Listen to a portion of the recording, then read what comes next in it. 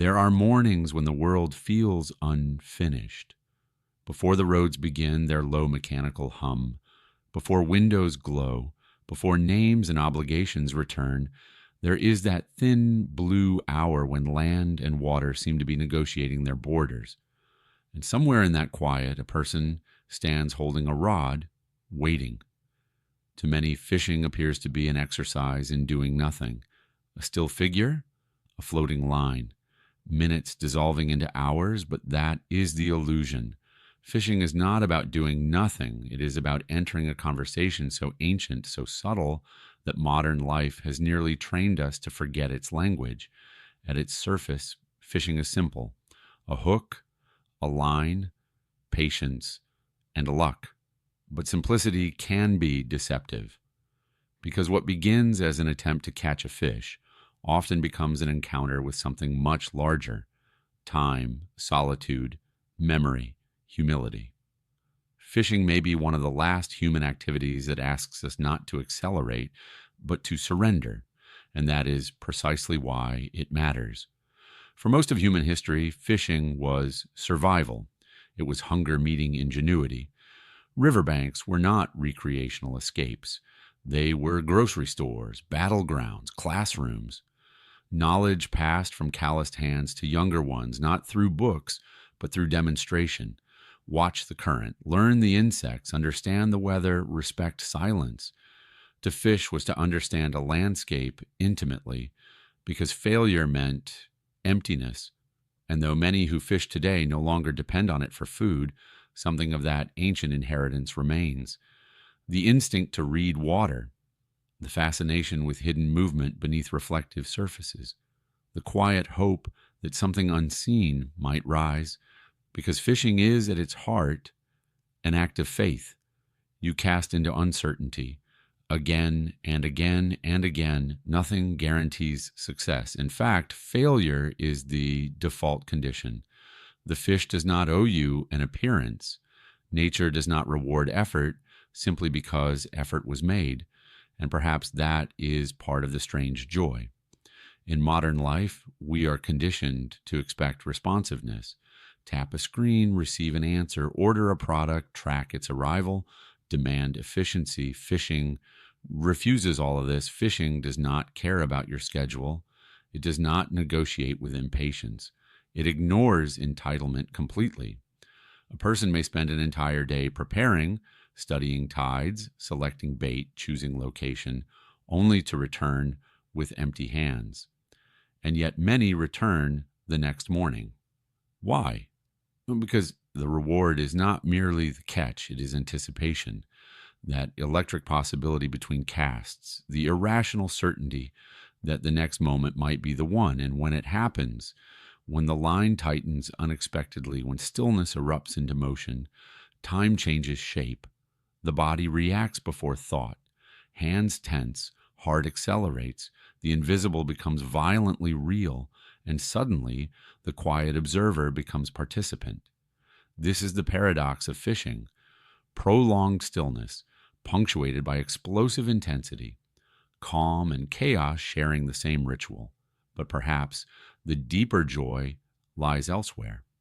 Fishing grants permission to be alone without loneliness. This distinction matters.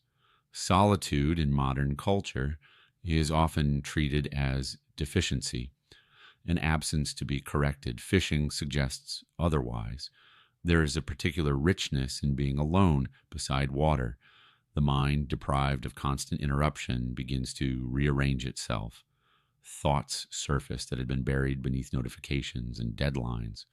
Old conversations replay.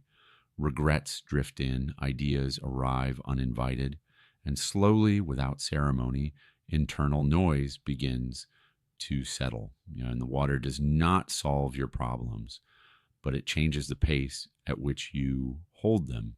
And then there is companionship, because while fishing can be solitary, it is often profoundly communal. A parent teaching a child to tie their first knot.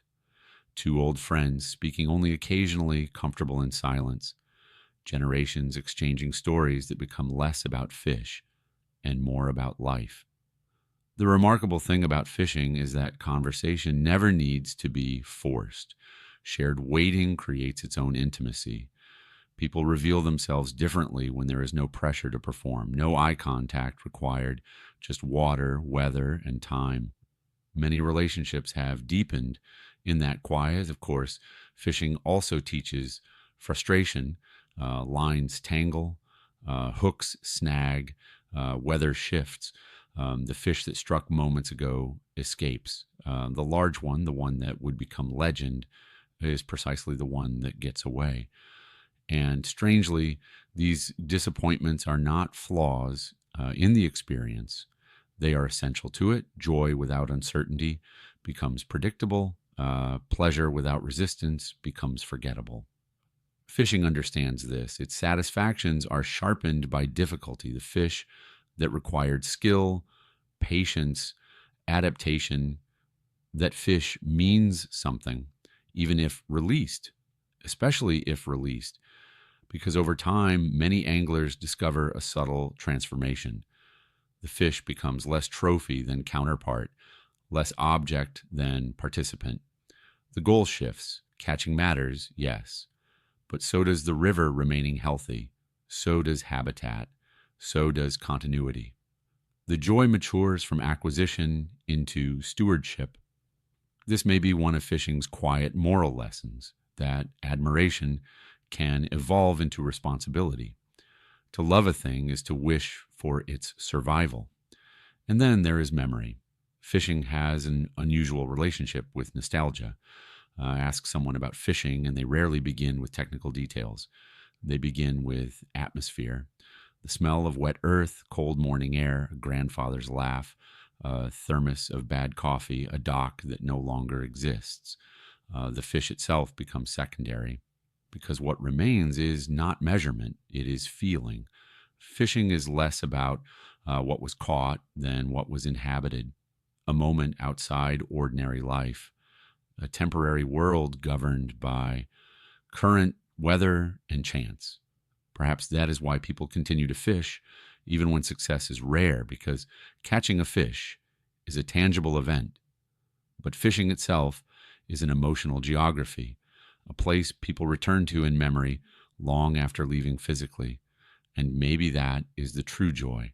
Not conquest, not productivity, not even certainty, but participation.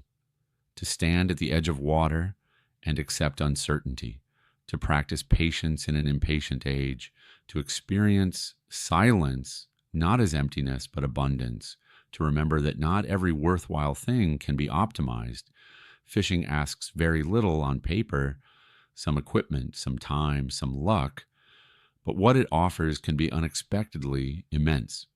Humility, attention, connection, wonder, and occasionally, if fortune permits, a sudden unmistakable pull from beneath the surface. A reminder that beneath stillness, life is always moving. There are mornings when the world feels unfinished.